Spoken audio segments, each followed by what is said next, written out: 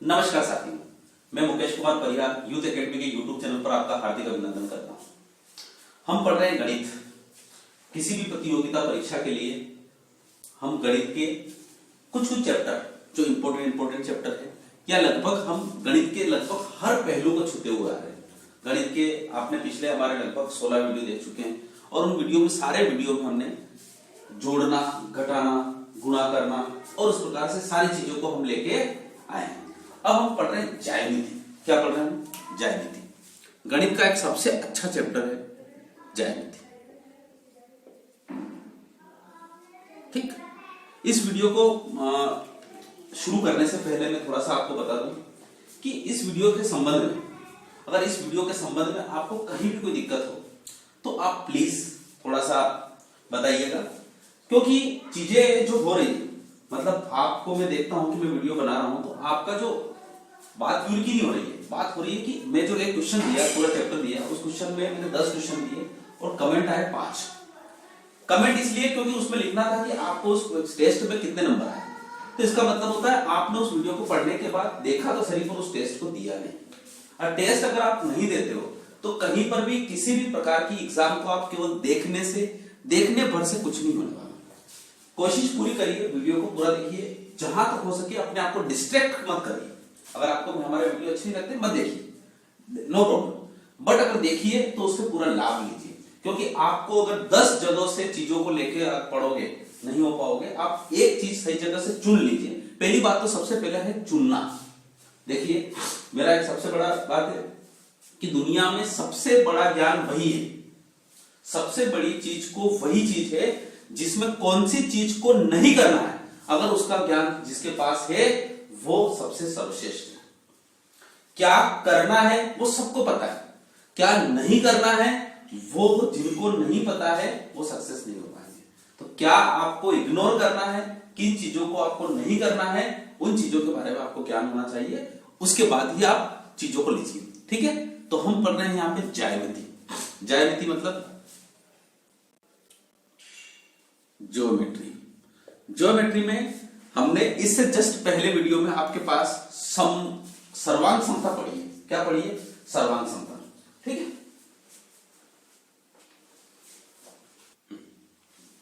ज्यामिति पढ़ रहे हैं। तो ज्यामिति में जो चीजें हैं, पॉज करो। इससे पिछले वीडियो में हमने पढ़ा सर्वांग समता, अब पढ़ेंगे हम समरूपता।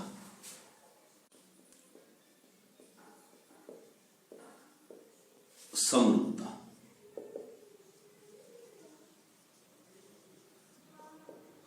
सिमिलरिटी। समरूपता क्या होती है? इसके अगर शाब्दिक अर्थ पे हम जाएं तो सिमिलर का मतलब होता है इस पेन का एक सिमिलर और पेन है। मतलब इसका मतलब होता है ये एक पेन है, इसका एक सिमिलर का मतलब होता है ऐसा दिखने वाला। अब उससे आकृति से मतलब इसका छोटा भी हो सकता है। एक बहुत बड़ा ताजमहल आपने देखा है, ताजमहल देखा है। अब आपके घर पे आप छोटा सा ताजमहल लाकर खड़ा रख देते हो तो वो क्या हो गया? उसका सिमिलर हो गया। सिमिलर का मतलब होता है समरूप। समरूप का मतलब होता है उस जैसा रूप। अपन कहते हैं ना कि उसका चेहरा उसके चेहरे जैसा मिल रहा है, इसका मतलब क्या होगा? चेहरा मिल रहा है, समरूपता है उसमें। उसके घर उसका घर जैसा है, उसका मतलब होता है उसका घर भले बहुत बड़ा पर उसकी डिजाइन उसी जैसी बनी हुई। तो कुल मिला के जिसमें डिजाइन एक जैसी हो, अगर सही ढंग से बात करें तो किसमें हो? डिजाइन एक जैसी हो, तो उन चीजों को क्या कहा जाता है? समरूप कहा जाता है। ठीक है, जैसे कि ये एक बहुत बड़ा ट्राइंगल, ठीक, और इसका एक भाई साहब छोटा सा ट्राइंगल ये बना दिया, ओहो, तो ये क्या हुआ? इसके समरूप हुआ। यानी इसका मतलब होता है ये भी समकोण त्रिभुज है और ये भी समकोण त्रिभुज है, पर ये बहुत बड़ा है और ये थोड़ा छोटा है, तो ये क्या हो गया? समरूप हो गया। बहुत बड़ा एक मंदिर है, उस मंदिर का छोटा सा मंदिर लाकर घर में आप पूजा कर रहे हो, तो वो बड़ा मंदिर छोटे मंदिर का क्या हो गया? समरूप हो गया। वो छोटा मंदिर बड़े मंदिर का समरूप। समरूप मतलब एक जैसे रूप जिसके। ध्यान रखिएगा, सर्वांग समता अलग चीज होती है। सर्वांग समता का मतलब होता है वो उस चीज को लाके पूरी पूरी ढक दे, उसको होते है सर्वांग समता। जैसे अब ये त्रिभुज इसको ढकने जाएगा तो वो बाहर निकल जाएगा, ये त्रिभुज इसको ढकने जाएगा तो खाली रह जाएगा। इसका मतलब होता है ये दोनों त्रिभुज सर्वांग सम नहीं करेंगे। इसीलिए अपनों ने वहां पे तीनों कोण अगर बराबर हो तब भी अपनों ने बोला कि वो सर्वांग सम हो भी सकता है, नहीं भी हो सकता है। पर यहाँ पे ये सर्वांग ये समरूप हो सकता है। ठीक है, आपका एक बहुत बड़ा बोर्ड, ये जैसे बोर्ड ये दिख रहा है ना आपका बोर्ड, ये बोर्ड, और इसी जैसा एक बोर्ड और अगर आपने लगा दिया सेम छोटा सा बोर्ड, तो वो उसके क्या हो गया, समरूप हो गया। ध्यान रखिएगा क्या होगा, समरूप हो गया। उसकी जरूरी नहीं है कि उसकी भुजा उससे बराबर है या नहीं है, भुजा उससे कोई मतलब नहीं है। यहां पर सबसे इंपॉर्टेंट है कोणों से मतलब। किससे मतलब है, कोण, क्योंकि यहां पर 90 डिग्री बना, तो बहुत छोटा सा त्रिभुज ले लो, ये एक छोटा सा त्रिभुज, यहां पे भी 90 डिग्री बना, ये संगत कोण बराबर हो गए। इसका यहां पे 30 डिग्री है, तो छोटे से त्रिभुज में भी 30 डिग्री हो सकता है। यहां पर 20 डिग्री, इस प्रकार से कोई डिग्री, तो इसका मतलब क्या हुआ, दो समरूप त्रिभुज, दो समरूपता चीजों के लिए जनरली हूबहू नहीं, रूप केवल एक जैसा हो जाना चाहिए। तो ये हो गई आपकी क्या, समरूप। अब परंतु हमारे जो कोर्स में है, अब हमारे कोर्स में कोई ब्लैक बोर्ड तो है नहीं, हमारे कोर्स में केवल एक चीज है समरूपता, वो है त्रिभुजों की समरूपता। किसकी समरूपता, त्रिभुजों की या सिमिलरिटी ऑफ ट्राइंगल। ठीक है, किसकी समरूपता है, त्रिभुज। तो अब आप पढ़ रहे हैं यहां पे सबसे इंपॉर्टेंट, अब लिखना शुरू करिए आप, दो त्रिभुज समरूप कहे जाते हैं, दो त्रिभुज समरूप कहे जाते हैं यदि, दो त्रिभुज क्या कहे जाएंगे, समरूप कहे जाते हैं यदि, कब होगा, कब कहे जाएंगे दो समरूप त्रिभुज समरूप, यदि सबसे इंपॉर्टेंट, जैसे कि ये त्रिभुज एक हो गया और ये त्रिभुज एक और हो गया, ये ए बी सी, ये पी क्यू आर, यानी दो त्रिभुज समरूप कहे जाएंगे तो उसकी पहली शर्त है संगत कोण बराबर होंगे। संगत कोण क्या होना चाहिए, बराबर होना चाहिए, यानी कोरेस्पॉन्डिंग एंगल्स आर इक्वल, यानी इसका कोण ए इसके कोण पी से बराबर हो, कोण बी इसके कोण क्यू से बराबर हो, और कोण आर इसके कोण सी से बराबर हो, ये संगत कोण। दूसरी शर्त, संगत भुजाएं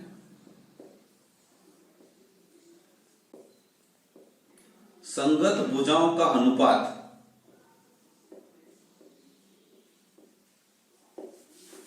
क्या होगा, समान होगा।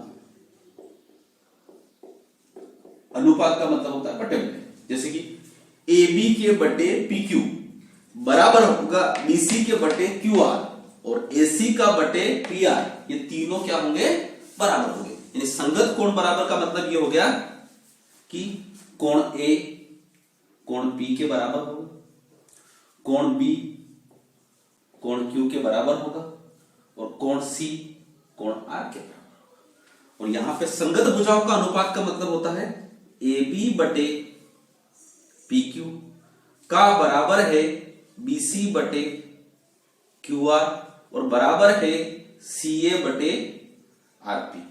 ये तीनों क्या है, बराबर। अगर किन्हीं दो त्रिभुजों में ये सारी चीजें हो गई, क्या हो गई, अगर किन्हीं दो त्रिभुजों में ये सारी चीजें हो गई, तब we can say that the त्रिभुज ए बी सी, त्रिभुज पी क्यू आर क्या होना चाहिए, समरूप। और समरूपता का चिन्ह ये होता है, यानी अगर किसी दो त्रिभुजों में अगर संगत कोण बराबर हो, संगत का मतलब होता है इसके संगत ये, इसके संगत ये, और इसके संगत ये, अगर ये बराबर हो जाए, वह संगत भुजाओं का अनुपात क्या हो जाए, संगत भुजाओं का अनुपात क्या हो जाए, समान हो जाए, तो वो दोनों त्रिभुज क्या कहलाएंगे, समरूप त्रिभुज कहलाएंगे। कहीं कोई दिक्कत? अब दो त्रिभुज अगर समरूप हो गए तो उसके बाद क्या क्या रिजल्ट हो सकते हैं, क्या क्या रिजल्ट हो सकते हैं, इसका मतलब क्या होगा। अब देखिए, इसका मतलब ये हो रहा है कि अगर दो त्रिभुज समरूप हो गए तो क्या क्या चीजें होगी, अब हम अगले यहां पे मैं रफ कर देता हूं, उसके बाद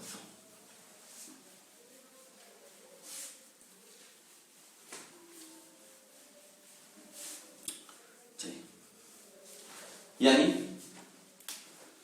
त्रिभुज A B C, triangle P Q R, दोनों क्या है, समरूप है। यानी त्रिभुज एबीसी और त्रिभुज पीक्यूआर क्या है, समरूप है, तब देन क्या क्या चीजें हो सकती है, ए बी बटे पी क्यू बराबर बी सी बटे क्यू आर बराबर सी ए बटे आर पी बराबर, ध्यान रखिएगा। अब इसकी जितनी भी संगत चीजें हैं वो समान अनुपात में हो जाएगी, बहुत प्यारी। यानी इसका मतलब वहां पे क्या होता कि दो त्रिभुज सर्वांगसम है, यदि दो त्रिभुज क्या है, सर्वांगसम है, तो उनकी सारी संगत चीजें बराबर हो जाएगी। क्या हो जाएगी, बराबर। कहां पे, सर्वांगसम का। यदि दो त्रिभुज समरूप हैं तो उनकी संगत चीजें समान अनुपात में हो जाएगी। समान अनुपात का मतलब हो रहा है कि अगर यहां से एक लंब डाला जाए H1, यहां से एक लंब डाला जाए H2, तो ये दोनों लंब भी एक दूसरे के समान अनुपात में होंगे। बहुत बढ़िया।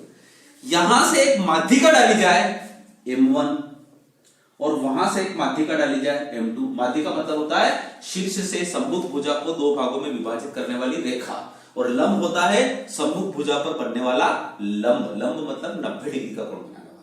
ध्यान रखिएगा, सब चीजें अलग अलग, तो ये समान अनुपात में हो जाएगी। अब अगर यहां पे होती है तो आपको पता है इसी त्रिभुज में एक तो परिवर्त भी बन सकता है और इसी त्रिभुज में एक अंतःव्रत भी बन सकता है। इसके बारे में कॉन्सेप्ट में हम जस्ट इसके बाद पढ़ेंगे। आपको पता है त्रिभुज में 4 केंद्र होते हैं। कितने केंद्र होते हैं, 4 केंद्र। 4 केंद्र, एक तो होता है केंद्रक, एक होता है अंतः केंद्र, एक होता है परिकेंद्र और एक होता है लंब केंद्र। 4 केंद्र होते हैं। उन चारों केंद्रों के बारे में पढ़ेंगे। तो इसमें से 2 केंद्र होते हैं, एक तो परिकेंद्र होता है जिससे बनती है परित्रिज्या, और एक और होता है अंतः केंद्र, अंतःव्रत, जिससे बनती है अंतः त्रिज्या। तो आपकी जो परिव्रत की त्रिज्या R1 और इसकी भी परिव्रत की त्रिज्या होगी, इसका परिव्रत बनेगा। परिव्रत का मतलब होता है शीर्षों से जाने वाला एक व्रत, उसको परिव्रत बोलते हैं। और अंतःव्रत का मतलब होता है भुजाओं के मध्य बिंदुओं से जाने वाला एक व्रत। अगर वो व्रत बनेगा तो इनकी एक अंतः त्रिज्या भी होगी और उनका अनुपात भी बराबर होगा। इसकी अगर R1 है तो इसकी R2, इसका बड़ा R1 है तो इसका छोटा बड़ा R2, ठीक है। इनका भी अनुपात क्या होगा, बराबर होगा। उसके बाद इसका भी एक क्या होगा, परिमाप होगा। इसके परिमाप का P1/P2 भी बराबर। आप सोचिए कितनी सारी चीजें, यानी 2 त्रिभुज अगर समरूप हो गए तो इसका मतलब होता है ये सारी चीजें समान अनुपात में होगी। बहुत अच्छी प्रॉपर्टी, इसके क्वेश्चंस करोगे तब आनंद आएगा आपको, क्योंकि आपको थ्योरी थोड़ी सी क्या रुकी होती है। पर अगर थ्योरी नहीं पढ़ेंगे, केवल प्रॉपर्टी पढ़ लेंगे, तो आपके मन में हमेशा एक उलझन होगी। आपके पास सारे हथियार तैयार कर रहे हैं, हम एक युद्ध लड़ने जा रहे हैं। ज्यामिति के लगभग मैं आपको कम से कम 50 से 100 सवाल करवाऊंगा, पर उस युद्ध के लड़ने के लिए आपको सारे हथियार है। देखिए हथियार में हमने सबसे पहले रेखा, बिंदु, कोण के बारे में पढ़ा। उसके बाद उसके बाद हम पढ़ रहे हैं त्रिभुज के बारे में, और त्रिभुज के बारे में आपने सबसे पहले पढ़ा त्रिभुज के गुणधर्म। उसके बाद पढ़ रहे हैं त्रिभुज की सर्वांग समता, उसके बाद पढ़ेंगे त्रिभुज की समरूपता, उसके बाद पढ़ेंगे त्रिभुज के सारे केंद्र। ये सारे हथियार हमारे पास इकट्ठे हो जाएंगे। उसके बाद हम एक युद्ध के लिए चलेंगे और उस युद्ध में 100% हमारी विजय होगी, क्योंकि युद्ध में बिना तैयारी के आप जाओगे, हो सकता है आप जीत पाओ न भी जीत पाओ, पर जब तैयारी के साथ जाओगे आपकी जीत सुनिश्चित है। तो इस प्रकार से बराबर P1/P2।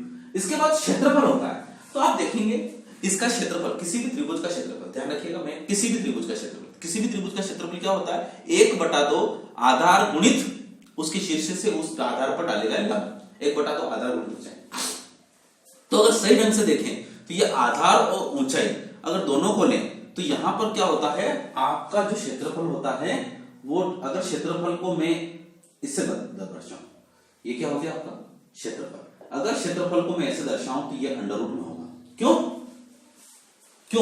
क्योंकि क्या है, क्या आपके क्षेत्रफल में भुजाएं कितनी आ रही है, 2, यानी एक तो ये भी आ रही है और ये भी आ रही है, तो ये और ये दोनों मिलकर क्या होता है, एक वर्ग का निर्माण करेंगे। इसलिए इसका क्या लिया जाएगा, वर्गमूल। ठीक है, तो इसका मतलब क्या हो रहा है, 2 त्रिभुज अगर समरूप हैं, यानी त्रिभुज ABC समरूप है त्रिभुज PQR। समरूप का मतलब एक जैसे। अब समरूपता के लिए कंडीशन क्या पड़ी, शुरू में क्या पड़ी, उनके संगत कोण बराबर होना चाहिए और संगत भुजाएं अनुपातिक होना चाहिए, तभी 2 त्रिभुज क्या होंगे, समरूप होंगे। इसका मतलब ये क्या होगा, 6 चीजें होना चाहिए। पर इसका मतलब 6 चीजें नहीं। जैसे कि आपने देखा था ना कि दो त्रिभुज सर्वांग सम तब होंगे जब वहां 11 चीजें होंगी। 11 में सभी तो 12वीं चीज तो अपने पढ़ी नहीं, 12वीं, क्योंकि कल R1 इक्वल टू R2 तो पढ़ा ही नहीं, R1 बराबर R2 ये भी नहीं पढ़ा, तो 13 चीजें होगी। कितनी चीजें हो गई? 13। तो दो त्रिभुजों में 13 चीजें बराबर होना चाहिए, तब जाकर सर्वांग सम होंगे। पर हमने 5 कंडीशन ऐसी लिखी थी, 5 नियम लिखे थे, जिसमें से अगर केवल 3 चीजें बराबर कर लो तो वो दोनों त्रिभुज क्या हो जाएंगे? सर्वांग सम हो जाएंगे, यानी 10 चीजें अपने आप बराबर हो जाएंगी। तो यहां पर भी होती है सर्वांग समता के प्रतिबंध। सर्वांग समता के प्रतिबंध, सर्वांग समता नहीं, सॉरी, समरूपता, समरूपता के प्रतिबंध, यानी कंडीशन ऑफ सिमिलैरिटी। ठीक है, किसी भी दो त्रिभुजों के बीच में जो समरूपता है ना, दोनों त्रिभुज समरूप, उसके प्रतिबंध क्या होंगे? तो पहला प्रतिबंध, अगर उन दोनों त्रिभुज के संगत कोण बराबर हो जाए, जिसको अपन बोलेंगे एंगल, एंगल क्या बोलेंगे? कोण, कोण क्या बोलेंगे? कोण, कोण। यानी अगर किसी दो त्रिभुजों के अगर केवल संगत कोण ही बराबर हो जाए, जैसे ये है ए बी सी, ट्राइंगल है पी क्यू आर, ये और ये कोण बराबर हो जाए, ये और ये कोण बराबर हो जाए, बस। अगर केवल इस त्रिभुज के दो संगत कोण भी बराबर हो गए तो दोनों त्रिभुज क्या कहलाएंगे? समरूप कहलाएंगे। यानी त्रिभुज ए बी सी समरूप है त्रिभुज पी क्यू आर। ठीक ठीक। दूसरी चीज,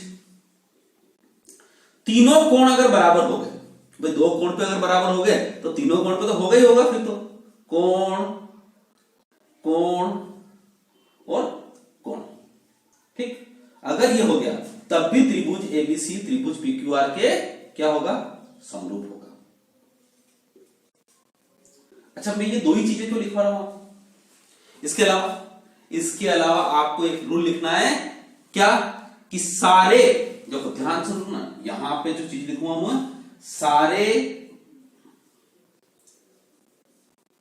सर्वांग सम त्रिभुज समरूप होते हैं, परंतु सारे समरूप त्रिभुज सर्वांग सम नहीं होंगे। साहब ध्यान रखिएगा, इसका मतलब होता है अब जितने भी सर्वांग सम त्रिभुज होगा, सर्वांग सम त्रिभुज में 5 शर्तें होती है, यानी 5 शर्तों में क्या हो रहा है? सबसे पहले दो कोणों के बीच में भुजा, फिर दो भुजाओं के बीच में एक कोण, उसके बाद क्या पढ़ा आपने? तीनों भुजाएं, उसके बाद आरएचएस पढ़ा, और उसके बाद दो एंगल के बाद एक बची हुई साइड। इन पांचों चीजों को आपने सर्वांग समता में पिछले वीडियो में पढ़ा। अगर वो सारी चीजें हो गई तो त्रिभुज समरूप अपने आप हो जाएंगे। तो बात ही खत्म। केवल हमने केवल एंगल नहीं पढ़ा था वहां पे, और तीनों एंगल वाली जो चीजें हैं वो समरूपता में, सर्वांग समता में नहीं पढ़ी, तो उन दोनों को यहाँ पे पढ़ ली। यानी वो दोनों भी अगर होंगे तो त्रिभुज क्या हो जाएंगे? क्या हो जाएंगे? समरूप हो जाएंगे। तो समरूप होने से सबसे बड़ी चीज हो रही है कि अगर दो त्रिभुज समरूप हो गए तो ये सारी चीजें अपने आप हो जाएगी। ध्यान रखिएगा, दो त्रिभुज अगर समरूप हो गए तो ये चीजें अपने आप हो जाएगी। मतलब उनकी भुजाओं का समान अनुपात में होगा, उनकी ऊंचाइयों का अनुपात होगा, उनकी माध्यिकाओं का अनुपात होगा, उनकी परिवृत्त की त्रिज्या है, उनकी अंतर्वृत्त की त्रिज्या है, उनका परिमाप का अनुपात और उनके क्षेत्रफलों का अनुपात, सभी चीजें समान अनुपात में हो जाएगी। ठीक है, तो अब यहां पे आपने समरूपता के बारे में पढ़ा। देखो, अब आप सोचेंगे सर प्रश्न कैसे आते होंगे? अरे प्रभु, काय का प्रश्न? अब वो डायरेक्ट बोल दे कि दो समरूप त्रिभुजों में उनकी ऊंचाइयों का अनुपात, ध्यान से सुन लेना, दो समरूप त्रिभुजों में उनकी ऊंचाइयों का अनुपात 9:16 है। तो बताओ उनके क्षेत्रफलों का अनुपात कितना होगा? अब आप सोचो, हाँ ऐसे सवाल तो आते हैं। दो त्रिभुजों में उनकी ऊंचाइयों का अनुपात, दो त्रिभुज कौन से बोले? समरूप। डायरेक्टली बोल दिया उसने, आपको सिद्ध नहीं करना है। दो समरूप त्रिभुजों में उनके ऊंचाइयों का अनुपात, ऊंचाई कितनी तरह की? 9:16। तो उनकी क्षेत्रफल का अनुपात, ये रहा सब क्षेत्रफल। क्षेत्रफल किया, ये क्षेत्रफल ले लो। तो अगर आप यहाँ पे 9 का, तो 9 का वर्ग कितना हो जाएगा 81, और 16 का वर्ग कितना होता है 256। तो इसका मतलब क्षेत्रफल और अनुपात कितना होगा 81/256। अगर क्षेत्रफलों का अनुपात दे रखा होता है, अगर वो दे रखा होगा दो त्रिभुजों में क्षेत्रफलों का अनुपात 16:64 दे रखा है, अगर ये दे दिया ये 16:81 दे रखा है, तो उनकी ऊंचाइयों का अनुपात कितना होगा? तो ऊंचाई क्या होगी 16 का वर्गमूल कितना होगा 4, और 81 का वर्गमूल कितना होगा 9, तो 4:9 होगा। तो कितने सारे सवाल उनका। अब यही अनुपात उनकी माध्यिकाओं का भी होगा, यही अनुपात उनकी त्रिज्याओं का भी होगा, परिवर्त यही अनुपात उनकी किसमें होगा अंतर्वृत्त की त्रिज्या, और यही अनुपात उनकी सारी भुजाओं का होगा। यानी इसका मतलब कितनी सारी चीजें अपने आप पता लगा सकते हैं डायरेक्ट यू, और ये कैसे समरूपता के कारण। ठीक है, तो अब इन समरूपता के बारे में आपने यहां पर अभी त्रिभुजों की समरूपता के बारे में पढ़ा, त्रिभुजों की सर्वांग समता के बारे में पढ़ा। अब इनसे रिलेटेड कुछ थ्योरम्स होती है, कुछ प्रमेय होती है, उन प्रमेयों के बारे में पढ़ेंगे। लगभग हमने इंपॉर्टेंट 10 प्रमेय के बारे में लिखा है।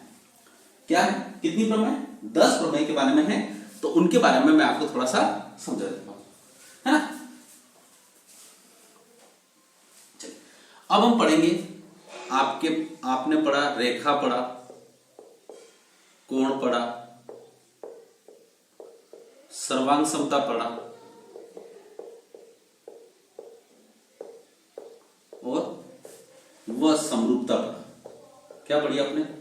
समरूपता के प्रमेय के बारे में मैं बता देता हूं। प्रमेय का मतलब होता है इनसे रिजल्ट निकल के जो आता है, जिसको बोलते हैं प्रमेय, या फिर हम परिणाम भी बोल सकते हैं इसको। क्या बोल सकते हैं? परिणाम। इन परिणामों के बारे में हम आपको बताएंगे। हमने 10 परिणाम इकट्ठे किए, ध्यान रखिएगा। देखो फिर आपको चीजें बिल्कुल पक्का पता होना चाहिए कि मेरे पास कितने हथियार है। जब तक आप हाँ मेरे पास बहुत सारा में आपको यह भी पता होना चाहिए क्या सारे काम के हैं। तो त्रिभुजों के बारे में हमने आपको 8 चीजें बताई थी उस समय। अब उसके बाद यहाँ पे रेखा, कोण और सर्वांग समता और समरूपता के प्रमेय के परिणाम के रूप में हम आपको कितनी चीजें देंगे? 10 चीजें देंगे। तो पहली चीज ध्यान रखिएगा, पहली चीज, अगर कोई त्रिभुज एबीसी, देखिए आप मेरे साथ लिखते जाइएगा, मैं यहां पे आपको लिखूंगा नहीं, आपको शब्दों में ढालना आपको आना चाहिए। एक त्रिभुज एबीसी है, ठीक, त्रिभुज कौन सा? एबीसी, ठीक। उसमें कोण बी का कोणार्धक, कोणार्धक का मतलब होता है यहां पर इस कोण को कितना कर दे, वो आधा कर दे। फिर से त्रिभुज एबीसी में कोण बी का कोणार्धक, कोण सी का कोणार्धक, ये खींचा, और जहां पर दोनों एक दूसरे को प्रतिच्छेद करते हैं वहां पे नाम दिया O, ठीक। तो ये क्या है? कोणार्धक, और ये भी क्या है? कोणार्धक, ठीक। तब कौन सा कोण? ये कोण। एग्जाम में कई बार पूछा गया, डायरेक्ट पूछा गया BOC, ठीक है। मैं आपको यहां पे प्रूफ भी करवा देता, पर प्रूफ करवाने में कोई मतलब नहीं उस चीज को। प्रूफ में आपके पास देखो रेखा, कोण, इन दोनों की जो थ्योरम है उसी थ्योरम से वो सारा प्रूफ हो जाएगा, ठीक है। त्रिभुज के तीनों कोणों का योग 180 डिग्री होता है, और उसके बाद आपसे उससे हो जाएगा, पूरा उससे हो जाएगा। तो त्रिभुज A, B और C, त्रिभुज सॉरी कौन सा है? त्रिभुज ABC में कोण BOC, कोण BOC मतलब ये यहां बनने वाला, ये कौन सा कोण है? ये किससे बना है? कोण B के कोणार्धक से और कोण C के कोणार्धक से बनने वाला कोण हमेशा 90 + 1/2 कोण A होता है। बहुत इंपॉर्टेंट थ्योरम है, ध्यान रखिएगा ये। पर इसकी कंडीशन आपकी क्या है? ये चित्र पूरा बनाइए और उस चित्र में पूरा लिखिए। क्या लिखा आपने? अगर एक त्रिभुज है, उस त्रिभुज में अगर उसकी एक कोई भुजा ले लो, वहां से जो कोण बन रहे हैं उसके कोणार्धक खींचिए, और वो कोणार्धक अगर आपके बिंदु O पर प्रतिच्छेद करते हैं, तब इन दोनों कोणार्धकों के बीच से बनने वाला कोण, ये कोण O वाला, जिसको अपन बोल रहे हैं कोण BOC, ठीक। ये कोण का इस कोण के साथ संबंध एग्जाम में डायरेक्ट ऐसा पूछा गया। क्या पूछा गया? कि इस यहां पे कितना डिग्री है? 20 डिग्री। तो बताओ इसमें से यहां कोण कितना होगा? तो आप सोचिए, अगर ये 20 डिग्री है, सवाल ऐसा डायरेक्ट डाल दिया कि एक त्रिभुज एबीसी, और बहुत शानदार तरीके से सवाल देते हैं, वो कोणार्धक भी नहीं बोलता है, वो बहुत शाना है। वो क्या बोलता है कि यहां पे दे दिया 30 डिग्री ले लिया, चलो कितना ले लिया? 30 डिग्री। ये कोण 30 डिग्री ले लिया। उसके बाद यहां से उसने एक चित्र बना रखा है और उस चित्र में बोला है ये x तो ये भी x, ये y तो ये भी y, ऐसा बोल दिया उसने। अगर इसका मतलब होता है ये कोण और ये कोण दोनों बराबर है, इसका मतलब ये कोणार्धक ही है, और ये कोण y है और ये कोण y है तो ये भी कोणार्धक है। और यहां से पूछता है इस कोण का मान ज्ञात करिए। अब आप न जाने कौन सी थ्योरम है, कुछ नहीं करना साहब, ये कोण निकालना है तो कितना होगा 90 प्लस 1/2, 30 का आधा 30, तो कितना हो गया 15, 90 और 15 कितना होता है 105, यानी आपका उत्तर ये 105 होगा। डायरेक्ट आपका उत्तर। समझ पा रहे हो सवाल को? तो इस प्रकार से चीजें आपके अंदर सवाल में आती, ठीक, ये आप समझ पा रहे हो? तो क्या कीजिएगा ये इस प्रकार से। अब सीखते हैं हम थ्योरम नंबर दूसरी। चीजों को बिल्कुल ध्यान से पढ़िएगा। ये त्रिभुज एबीसी सेम उसी जैसा है। अब ऐसा तो हम पढ़ चुके हैं जनरली, इसको हमने त्रिभुज में आपको बता दिया था, फिर भी हम यहाँ पे रिवाइज कर रहे हैं इसका जैसे। एबी को बीसी भुजा तक, ये डी तक पढ़ा है, और एसी को ई तक पढ़ा है, और इसके बाद यहाँ पे एक कोणार्धक खींचते हैं। कोणार्धक जब भी खींचता हूं तो मैं यहाँ पे क्रॉस लगा देता हूं, यहाँ पे एक कोणार्धक खींचते हैं और यहाँ पे एक ओ कोण बनता है। तो देखो ये भी बन रहा है कोण बी ओ सी, पर ये कोण बी ओ सी अब यहां पे प्लस की जगह कितना दे देगा माइनस दे देगा, 90 माइनस 1/2 कोण ए। ये इस प्रकार से आपका एक दूसरे नंबर की थ्योरम। बहुत इंपॉर्टेंट क्वेश्चंस हैं, इस प्रकार की चीजें एग्जाम में आती है, ठीक है।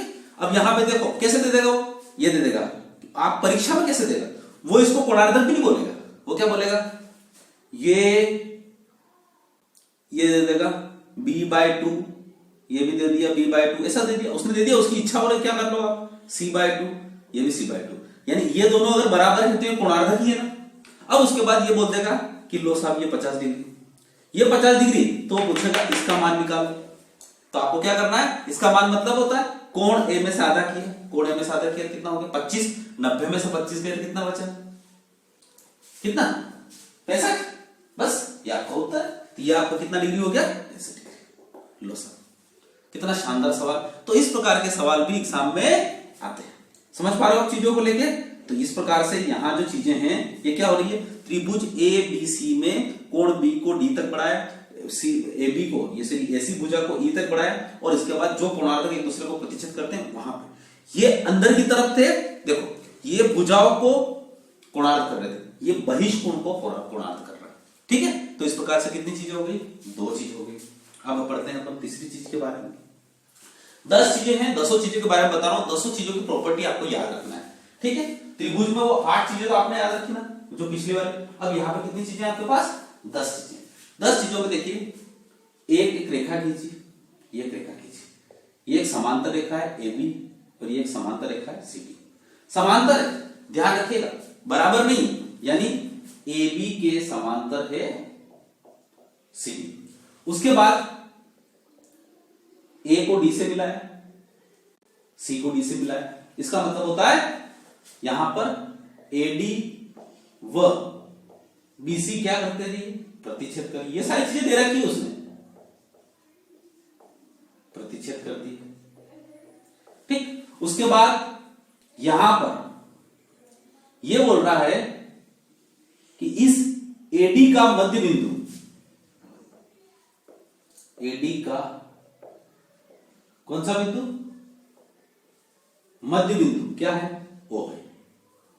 अच्छा AD का मध्य बिंदु O है, मध्य बिंदु का मतलब तो बीच का बिंदु है, तो इसका मतलब क्या होगा, AO बराबर OD होगा। ये सारी चीजें उसने दे रखी है, इसका मतलब क्या होगा, ध्यान से सुनो।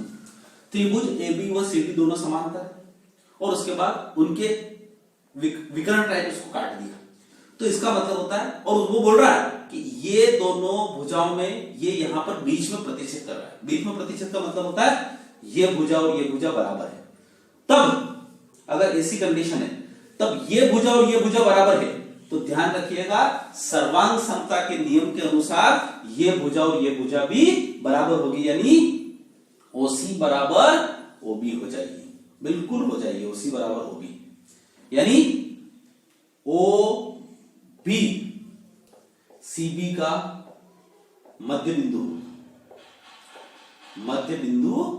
होगा, समझ पा रहे हो? यानी इसका मतलब क्या हुआ, यहां पर ये चीज समझ। अब परीक्षा में सवाल के बारे में आपके मन में बड़े चीजें लगते हैं कि सवाल क्या होता होगा। कुछ नहीं साहब, सवाल ये सवाल ले लिया, उसके बाद यहाँ दे दिया ये इसका मध्य बिंदु है, ये बोलते हैं कि मध्य बिंदु का मतलब होता है ये 5 सेंटीमीटर, ये 5 सेंटीमीटर, तो बताइए ये भुजा कौन सी होगी, ये 5 और ये 5, ये भी 10 होगी। खत्म, हमने पढ़ रखा, प्रमेय पढ़ रखी। तो ये आपकी होगी तीसरी चीज। अब आती है चौथी चीज। चौथी चीज होती है थेल्स प्रमेय। ठीक है, जिसको अपन बोलते हैं आधारभूत आनुपातिकता प्रमेय। आधारभूत आनुपातिकता प्रमेय। देखो आधारभूत आनुपातिकता प्रमेय बोलती क्या है, पहले मैं आपको चित्र में समझा देता हूं। ठीक है, ये यहां तक ठीक है। हाँ, आधारभूत आनुपातिकता प्रमेय। तो आधारभूत आनुपातिकता प्रमेय ये बोलती है कि एबीसी एक क्या है, ट्रायंगल। इस बीसी के समांतर एक रेखा अगर हम खींचते हैं, ये क्या खींची आप लोगों ने, बीसी के समांतर एक रेखा खींची, कौन सी, डी। इसको लिखना भी पड़ेगा आपको, मैं अभी बोलूंगा तो आपको लिखना है, क्योंकि परीक्षा में कई बार पूछा गया है कि ये प्रमेय क्या है, तो फिर आप कैसे पढ़ोगे, मैं तो अभी आप बताओ। तो क्या हो रहा है, त्रिभुज ए बी सी में बीसी के समांतर एक भुजा खींची डी, जो AB को D पर प्रतिच्छेद करती है और AC को E पर प्रतिच्छेद करती है। तब इस प्रकार की कंडीशन में तब लिखने का मतलब होता है कि इसके बाद ये सारी चीजें हो गई, तब क्या हो रही है, AD बटे DB बराबर AE बटे EC। बहुत प्यारी चीजें। इसका मतलब क्या हुआ, AD प्लस DB बराबर AE प्लस AE बराबर EC। क्या हो गए, अनुपात में। अब इस प्रमेय को लिखिए आप, क्या है, देखो ध्यान से सुन लेना, जैसा मैं बोल रहा हूं वैसा वैसा लिखना। क्या लिखेंगे अपन, त्रिभुज एबीसी कुछ नहीं लिखा, किसी त्रिभुज में किसी एक भुजा के समांतर, किसी त्रिभुज में किसी भुजा के समांतर खींची जाने वाली रेखा अन्य दो भुजाओं को जिन दो बिंदुओं पर प्रतिच्छेद करती है। फिर से किसी त्रिभुज में किसी एक भुजा के समांतर खींची जाने वाली रेखा अन्य दो भुजाओं को जिन दो बिंदुओं पर प्रतिच्छेद करती है, जैसे कि डी और ई पे करा, जिन दो बिंदुओं पर प्रतिच्छेद करती है, वे बिंदु उन भुजाओं को समान अनुपात में विभक्त करते हैं। वे बिंदु उन भुजाओं को समान अनुपात में विभक्त करते हैं। बहुत इंपॉर्टेंट चीज है। अब मैं एक लाइन में बोल देता हूं उसको, किसी त्रिभुज में एक भुजा के समांतर खींची जाने वाली रेखा अन्य दो भुजाओं को जिन दो बिंदुओं पर प्रतिच्छेद करती है, वे बिंदु उन भुजाओं को समान अनुपात में विभक्त करते हैं। यही बोलाती है थेल्स प्रमेय या आधारभूत आनुपातिकता प्रमेय। बहुत इंपॉर्टेंट चीज है और ये याद रखना, क्योंकि एग्जाम में क्या होता है कि इस पूरी भुजा को दे दिया जाता है 10 सेंटीमीटर और उसके बाद यहां पर इसको भुजा को दे दिया जाता है, तो अनुपात पूछा जाता है। तो ये थेल्स प्रमेय बहुत इंपॉर्टेंट है। तो ये कितनी चीजें हो गई, 4 चीजें। इन चारों चीजों को एक बार याद रखें। देखो बिल्कुल आप आंखें बंद करके चीजें बिल्कुल कंप्लीट आपके, अच्छा एक बार, जब तक आपकी चीजें आपके दिमाग में नहीं होगी तब तक चीजों का आप अप्लाई और एप्लीकेशन नहीं कर सकते साहब। आपको 9 आपके दिमाग में है, तभी जाके जब भी इसका उपयोग आएगा आप तुरंत कर देंगे, नहीं तो नहीं कर सकते। तो यहाँ पे देखो पहली चीज क्या है, त्रिभुज एबीसी। तो अब आंखें जैसे थोड़ा सा आंखें बंद करिए और मेरे साथ इसको रिकॉल करिए, कुछ मत देखिए बोर्ड के पीछे। त्रिभुज एबीसी, एबीसी में क्या हुआ, एक भुजा का कोणार्धक खींचा, दूसरे भुजा का कोणार्धक खींचा और जहां पर दोनों प्रतिच्छेद करते हैं वहां पर ओ नाम दिया। उसके बाद ये ओ वाला जो कोण है ना, उस कोणार्धक के कारण बनने वाला वो क्या होता है, वो 90 प्लस आधा होता है कोण ए का। आधा मतलब होता है 1/2 कोण, और यही अगर बहिष्कोण से होता है तो 90 माइनस कोण ए का आधा। ये दोनों तो एक साथ याद हो जाएगी। उसके बाद तीसरी जो है आपकी कि दो समांतर रेखाओं के बीच में अगर एक और दो रेखाएं इस प्रकार से तिरछी खींची जाए, तो अगर ये भुजा इस भुजा के बराबर हो या ये ओ बिंदु इनका मध्य बिंदु हो तो ये सिद्ध हो जाएगा कि ये इनका भी मध्य बिंदु होगा, यानी ये दोनों भुजाएं बराबर, तो ये 100% ये और ये दोनों बराबर होगी। बात खत्म। और चौथी क्या है? थेल्स प्रमेय। थेल्स प्रमेय को फिर एक बार और आपके साथ याद रखिएगा इनको, इस प्रकार से परीक्षा में पूछा गया ये प्रमेय कौन सी है, तो फिर आप क्या पढ़ेगा, ठीक है। तो क्या बात, किसी त्रिभुज में एक भुजा के समांतर खींची जाने वाली रेखा अन्य दो भुजाओं को जिस अनुपात में विभक्त करती है वे बिंदु उनको समान अनुपात में विभक्त करते हैं, ठीक है, समान अनुपात में विभक्त करते हैं। अब हम पढ़ेंगे पांचवी थ्योरम।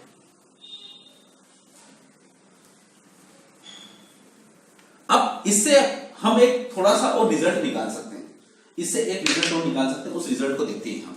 चलिए, एक उप परिणाम जिसको बोल सकता हूं मैं, उप परिणाम, कोई बात नहीं, सब रिजल्ट इसके बारे में। दोनों पक्षों में अगर मैं एक जोड़ दूं तो AD बटे DB प्लस 1 बराबर AE बटे EC प्लस 1। अब इसके बाद लघुत्तम लेंगे तो AD प्लस DB हो जाएगा ऊपर, AD प्लस DB बटे DB बराबर AE प्लस EC बटे EC। और AD प्लस DB मतलब AD और DB दोनों मिलकर बनाएंगे क्या? AC। ये दोनों AC हो जाएगी, AC बटे DB बराबर ये पूरा क्या हो जाएगा? AC, यानी AC बटे EC। यानी आप यहां पे ये कह सकते हैं कि दो त्रिभुजों में अगर ये इस प्रकार की थेल्स प्रमेय हो गई तो उनकी AB ये पूरी भुजा बटे ये भुजा हो सकती है और पूरी भुजा बटे ये भुजा हो सकती है, और इससे आपके उत्तर आ सकते हैं। बहुत प्यारा रिजल्ट है, इससे कई सारे सवाल बनेंगे आपके। अभी हम क्या थ्योरी पढ़ रहे हैं, थोड़ी थ्योरी रुकी होती है, आप बिल्कुल थोड़ा सा मन को धैर्य रख के इसको पढ़ना।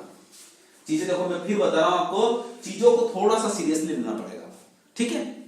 चलिए, तो ये आपका थेल्स प्रमेय का एक ये चीज भी हो गई, ठीक है। अब पढ़ते हम थेल्स प्रमेय का विलोम। थेल्स प्रमेय का विलोम, पांचवी आपकी थ्योरम है थेल्स प्रमेय का विलोम।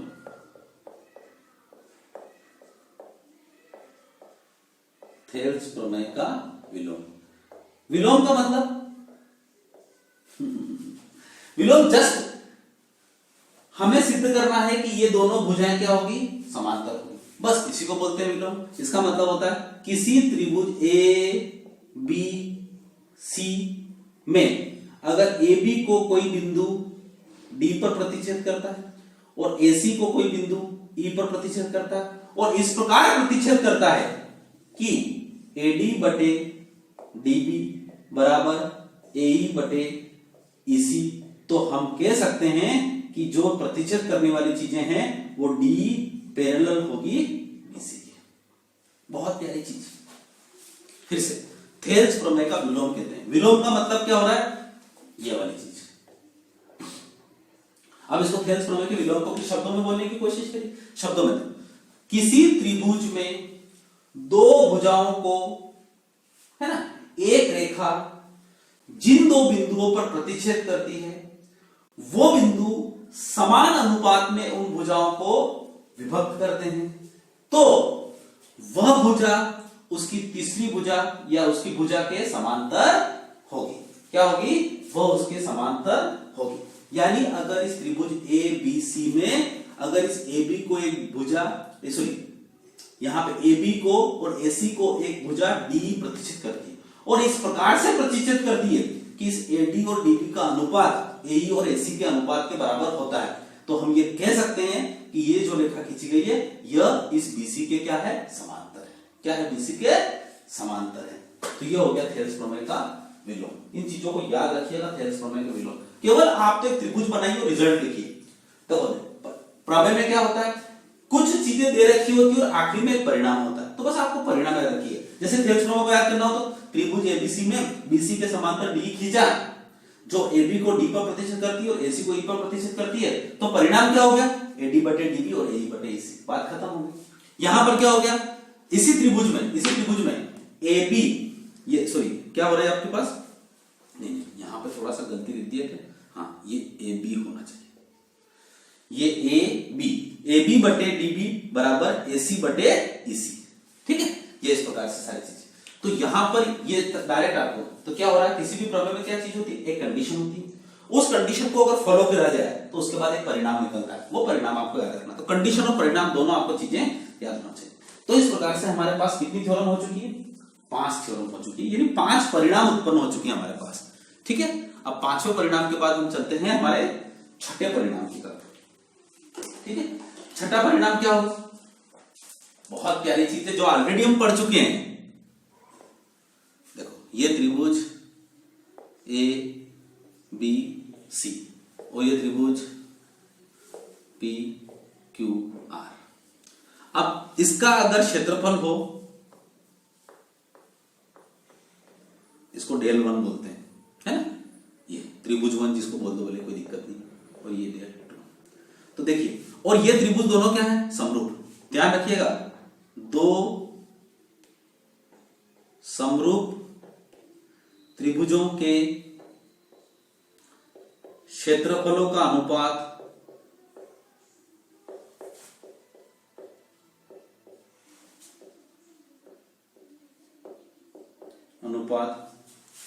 उनकी ऊंचाइयों के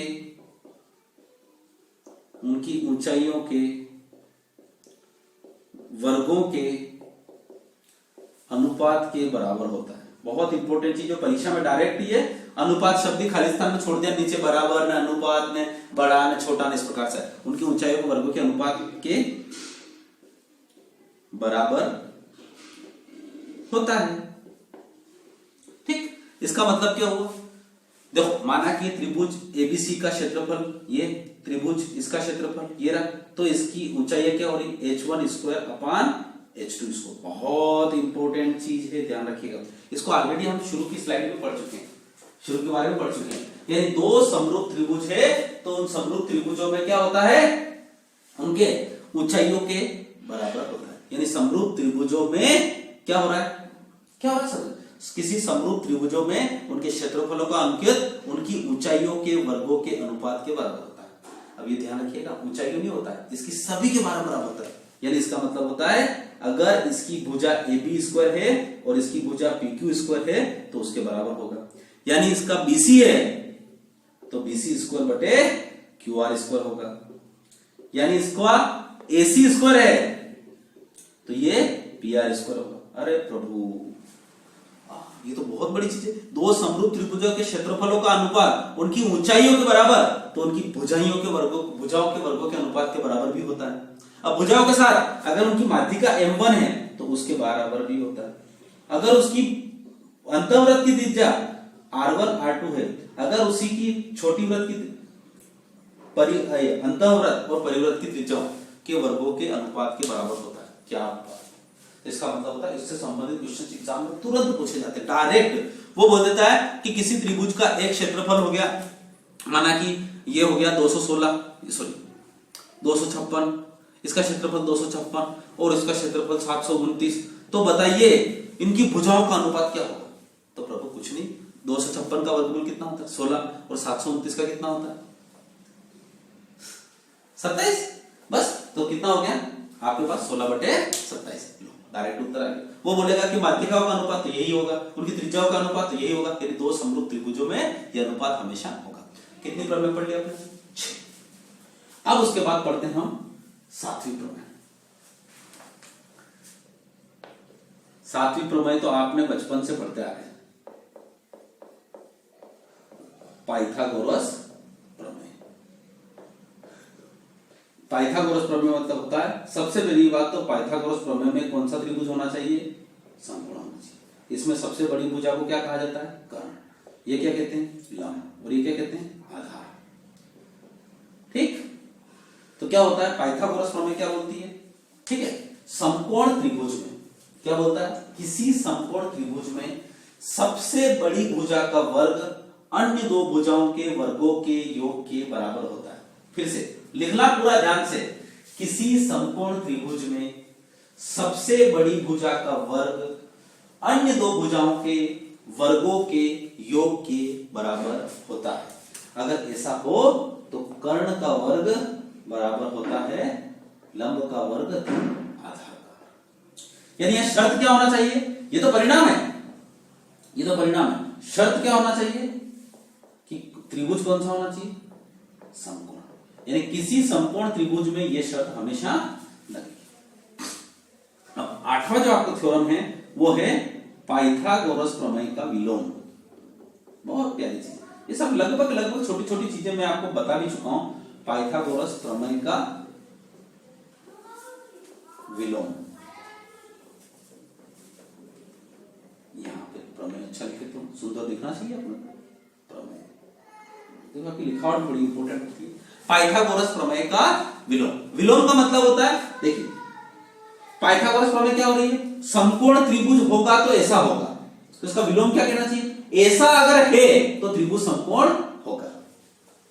विलोम का मतलब होता है इसका जस्ट उल्टा सोचो, तो इसका मतलब क्या हो रहा है, किसी त्रिभुज में, देखो उल्टा, अब लिखो इसको उल्टा, यदि किसी त्रिभुज में सबसे बड़ी भुजा का वर्ग अन्य दो भुजाओं के वर्गों के योग के बराबर हो, तब वो त्रिभुज क्या होगा, समकोण होगा। यानी इसका मतलब होता है अगर सबसे बड़ी भुजा, अगर ये बी सी, अगर सबसे बड़ी भुजा क्या हो, ए सी स्क्वायर बराबर हो रहा है A B square plus B C square, तब त्रिभुज क्या होगा, समकोण होगा। तब त्रिभुज क्या होगा, समकोण होगा।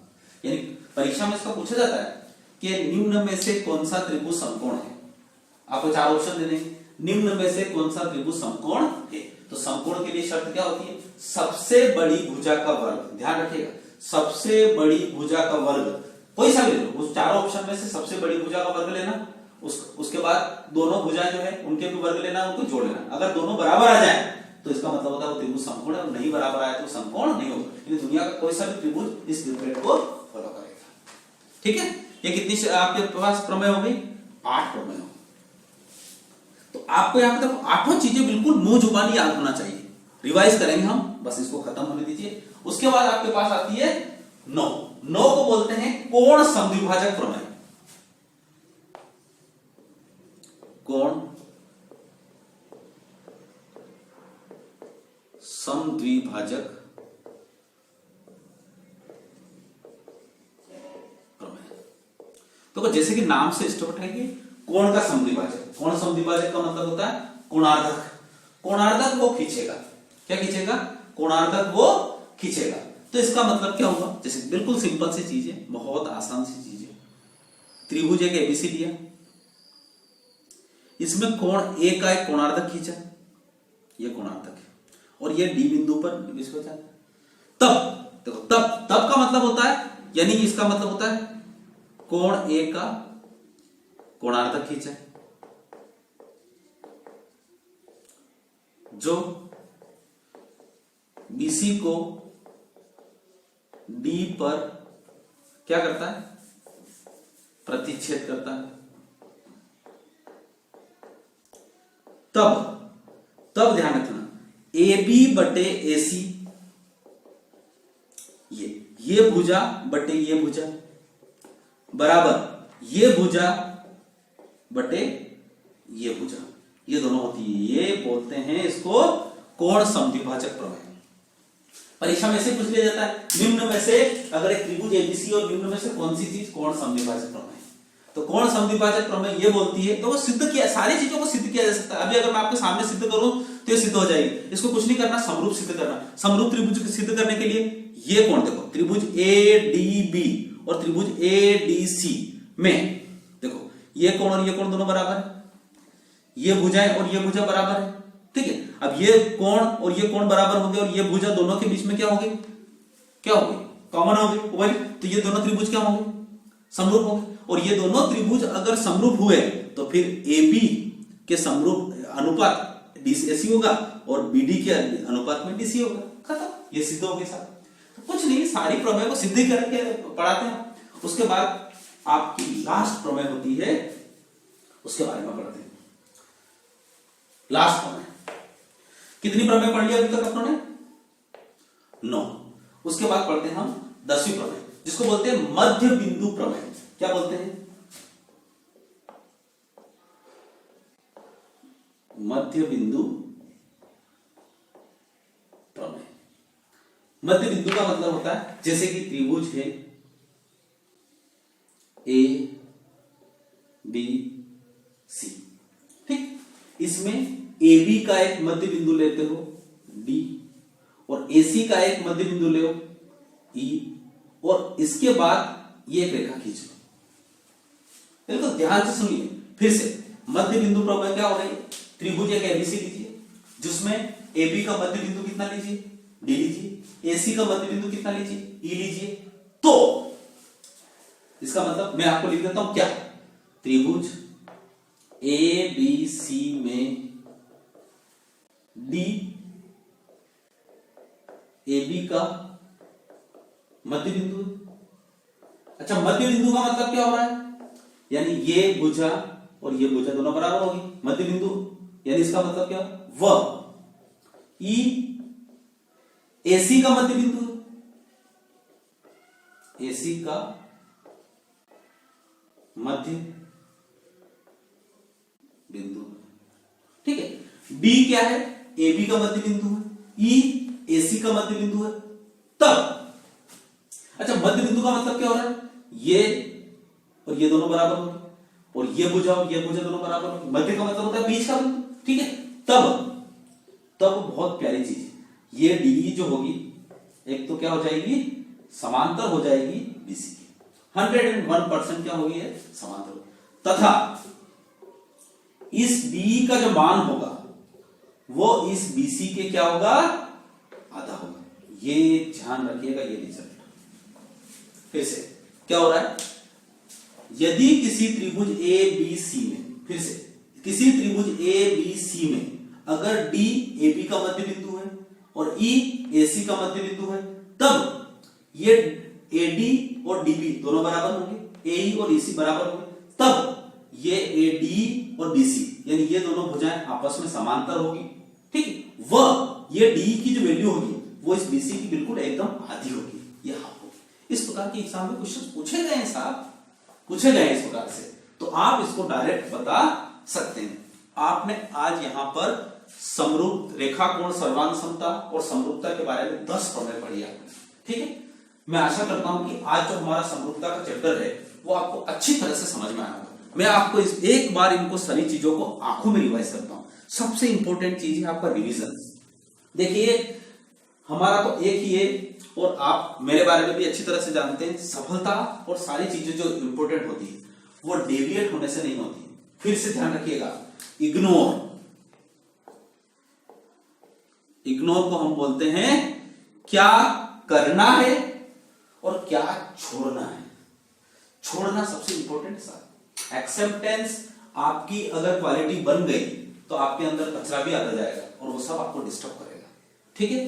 तो आज के इस एरा में मैं आपको यहाँ पे, अगर आप मेरा पूरा वीडियो देख रहे हो तो इस मेरी जो लास्ट की लाइनों का आपका इंपॉर्टेंस है, जिन्होंने शुरुआत में 1-2 मिनट दे दिया तो कोई दिक्कत नहीं, क्योंकि हमें यहाँ पे लाभ उसी को पहुंचेगा जो चीजों को थोड़ा पड़ेगा, पूरी तरह से पड़ेगा।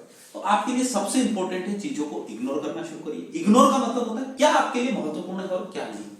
देखिए आज की इस चीज में अगर हम अभी देख रहे हैं तो हमारे पास यहाँ पे एक छोटी सी महामारी चल रही है। उस महामारी का दिन में 200 बार अगर आप नाम ले रहे हो तो कहीं ना कहीं आपके अंदर भी वो सारी चीज फील हो रही है। तो कहीं ना कहीं उस चीज को एक छोड़िए, कहीं कोई मतलब नहीं उससे। आपको केवल सावधानी बरतना है। हमारी सरकार उसके लिए संवेदनशील है, बहुत सारे प्रिकॉशंस कर रही है, उसको फॉलो करिए, ना कि उससे पैनिक होने की जरूरत है, ठीक है। और हमारा जो मुख्य लक्ष्य है, क्योंकि क्या वो महामारी से क्या हमारी परीक्षा क्या हो सकती है, पोस्टपोन हो सकती है, स्थगित नहीं सर, ध्यान रखिएगा। कैंसल, बहुत सारे यहाँ पे फोन करके मेरे को बता रहे हैं सर अपनी एग्जाम कैंसिल हो गई है। अरे sir cancel, what is the meaning of cancel? Cancel का मतलब होता है रद्द होना, रद्द नहीं होगी सर कभी भी, या तो मे भी। और एग्जाम 25 अप्रैल से शुरू होना है तो भाई 25 अप्रैल तक तो सारी चीजें प्रिकॉशंस रहेगी। प्रिकॉशन तो जिस दिन खत्म हुई उसी दिन से सारी चीजें सब रेगुलर हो जाएगी। तो इसका मतलब होता है एग्जाम में भी पोस्टपोन नॉट कैंसिल, और पोस्टपोन होगी तो 10 दिन 15 दिन। इसका मतलब होता है अपनी तैयारी को पूरी तरह से रखिए, ठीक है। तो हम यहाँ पे क्या पढ़ा आपने समरूपता के बारे में। मैं 2 मिनट में आपकी आंखें बंद करिए, देखिए मेरे साथ पेपर में यहाँ पे नेचुरल वे में चलेंगे, आपको सारी चीजें यहीं पर भी याद कर। देखिए पढ़ाना और याद करवाना, देयर आर 2 थिंग्स। पढ़ाना तो मैं कह रहा हूं यूट्यूब पे आप जाइए सब पढ़ा रहे हैं, नहीं सर। पढ़ाना और मैं इसी चीजों को याद कराना, आपके अंदर आत्मसात करवाना, इसको लंबे समय तक आपके दिमाग में बनाए रखना, ये सबसे बड़ी जिम्मेदारी है और ये जिम्मेदारी को मैं एक्सेप्ट करता हूं। तो सबसे पहले आपने क्या पढ़ा है? समरूपता। दो त्रिभुज समरूप तभी कहे जाएंगे जब उनके समरूप संगत कोण क्या होंगे? बराबर होंगे और उनकी संगत भुजाएं अनुपातिक होगी। ये होगी। पर ऐसा होने से क्या होगा? उनकी सारी संगत भुजाओं का अनुपात, उनकी सारी ऊंचाइयों का अनुपात, उनके त्रिभुज अंतः त्रिज्याओं का अनुपात, परिवृत्त की त्रिज्याओं का अनुपात और सारी माध्यिकाओं का अनुपात और उनके क्षेत्रफलों के वर्गमूल का अनुपात बराबर होगा। ये आपने पढ़ा।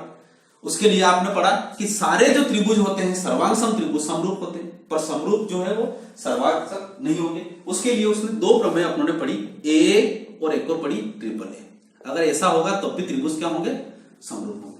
ठीक, परीक्षा में आपको सिद्ध भी तो कुछ नहीं करना है, आपको तो दो समरूप त्रिभुज दिए जाएंगे। तो दो समरूप त्रिभुज अगर दिए गए तो उसके बाद उसकी भुजाएं अनुपातिक में होगी, उनकी ऊंचाइयां अनुपातिक में होगी, उनकी अंतःवृत्त की त्रिज्या अनुपात में होगी, उनकी परिवृत्त की त्रिज्या अनुपात में होगी, उनके क्षेत्रफलों का वर्गमूल अनुपात में होगा, उनकी माध्यिका अनुपात में होगी, उनका परिमाप अनुपात में होगा। ये सारी चीजें होगी। पढ़िए। अब उसके बाद पढ़ेंगे हम इसकी 10 प्रमेय। क्या हो गए? 10 प्रमेय। 10 प्रमेय में सबसे पहले देखो मैं डायरेक्ट यहाँ पे चित्र बनाता हूं, 10 प्रमेय यहाँ पे लिख दूंगा। ये एक, ये यहां से कोणार्धक खींचा, यहां से कोणार्धक खींचा, यहां पे जो कोण है, यहां का जो कोण होता है वो कोण होता है, वो कोण इसका 90 प्लस 1/2 कोण ए। ये हो गया। दूसरा, इसी में अगर यहां खींचा जाए तो यहां पे जो बनने वाला कोण होता है वो होता है 90 माइनस 1/2 कोण ए। दो प्रमेय हो गया। तीसरी प्रमेय क्या आ गई आपकी? तीसरी प्रमेय ये और ये इसका अगर मध्य बिंदु है तो ये इसका भी मध्य बिंदु होगा, मतलब ये दोनों बराबर है तो ये दोनों भी बराबर होगी। ये तीसरी प्रमेय होगी। चौथी प्रमेय क्या है? थेल्स प्रमेय। थेल्स प्रमेय मतलब होता है किसी त्रिभुज में एक भुजा के समांतर खींची गई रेखा अन्य दो भुजाओं को जिन दो बिंदुओं पर प्रतिच्छेद करती है वो बिंदु इन भुजाओं को समान अनुपात में विभक्त करते हैं। यानी इसका अनुपात इसके अनुपात के बराबर होगा, इसका अनुपात और इसका अनुपात, इसका अनुपात, इसके दोनों बराबर होंगे। इसके बाद विलोम। विलोम का मतलब होता है अगर ये भुजा यहाँ पे बिंदुओं को प्रतिच्छेद करती थी, ये भुजा और ये भुजा दोनों क्या होगी? समांतर। ये कितनी प्रमेय होगी आपके पास? 5 प्रमेय। अब उसके बाद क्या पढ़ा? समरूप त्रिभुजों के क्षेत्रफलों का अनुपात उनकी भुजाओं के वर्गों के अनुपात के बराबर होता है, उनकी ऊंचाइयों के बारे में, उनके क्षेत्रफलों के बारे में, सबके अनुपात के वर्ग के बराबर होता है। उसके बाद आपने पढ़ा पाइथागोरस प्रमेय। पाइथागोरस प्रमेय मतलब होता है किसी समकोण त्रिभुज में कर्ण का वर्ग अन्य दो भुजाओं के वर्गों के योग के बराबर होता है। तब समकोण त्रिभुज में होता है। अगर सबसे बड़ी भुजा का वर्ग अन्य दो भुजाओं के वर्गों के योग के बराबर हो गया तो वो त्रिभुज क्या होते हैं? समकोण होंगे। ठीक। उसके बाद क्या होता है? कोण समद्विभाजक प्रमेय पढ़ी। तो कोण समद्विभाजक का मतलब होता है अगर यहां से कोण एक समद्विभाजक किया तो इसका मतलब होता है ये भुजा और ये भुजा का अनुपात इस भुजा और इस भुजा के अनुपात के बराबर होगा। ये कोणार्धक हो गया। उसके बाद क्या बचा? मध्य बिंदु प्रमेय पढ़ी।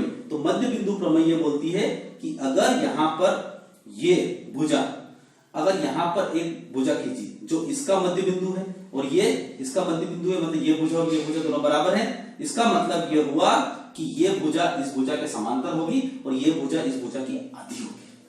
खत्म। इस प्रकार से आपने 10 चीजें पढ़ी। आशा करता हूं कि ये वीडियो आपको समझ में आए। मैं पूरी कोशिश कर रहा हूं कि आपको इन चीजों के बारे में अच्छी से अच्छी तरह से पहुंचाऊं। फिर भी कोई भी कमी हो, देखिए ध्यान रखिएगा, मैं सोचता हूं कि no one is perfect in the world, one who is perfect in the world is called God and I am not God. खत्म। यानी जीवन में जो भी पूर्ण है वो ईश्वर है, परमपिता परमेश्वर है, हम नहीं। हम तो केवल पूर्णता की ओर जीवन भर अग्रसर रहते हैं और पूर्णता को पाते भी नहीं है और जीवन छोड़ के चले जाते हैं। तो कुल मिला के कुछ नहीं, हम पूरा एक प्रयास कर रहे हैं और उस प्रयास का सबसे इंपॉर्टेंट चीज है कि आप किसी भी कॉम्पिटिशन एग्जाम को ले और उसमें सफल हो जाओ। ठीक है। तो बहुत बहुत धन्यवाद। Thanks so much. और वीडियो को अच्छा लगे तो लाइक करिए, शेयर करिए, सब्सक्राइब करिए।